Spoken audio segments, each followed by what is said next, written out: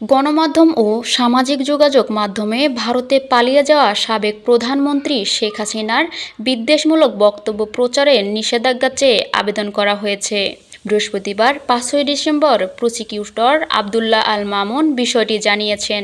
তিনি বলেন, আজ দুপুর ১২টায় বিচারপতি মোহাম্মদ গোলাম মুর্তজা মজুমদারের নেতৃত্বাধীন আন্তর্জাতিক অপরাধ ট্রাইব্যুনালে এই আবেদনের উপর শুনানি হবে।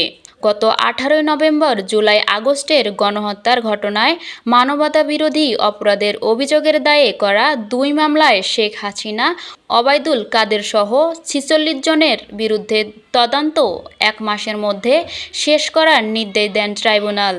তদন্ত শেষ করে আগামী ১৭ ডিসেম্বর প্রতিবেদন দাখিল করতে বলা হয়েছে। এছাড়া আদালতে হাজির করা আনিসুল হক সহ ১৩ জনকে ট্রাইব্যুনালের মামলায় গ্রেফতার দেখিয়ে কারাগারে আটক রাখতে নির্দেশ দেওয়া হয়েছে। আন্তর্জাতিক অপরাধ ট্রাইব্যুনালের চেয়ারম্যান বিচারপতি মোহাম্মদ গোলাম মুর্তজা মজুমদারের নেতৃত্বে ৩ সদস্যের ট্রাইব্যুনালে আদেশ দেন। আদালতে প্রসিকিউশনের পক্ষে শুনানি করেন চিফ প্রসিকিউটর মোহাম্মদ তাজুল ইসলাম।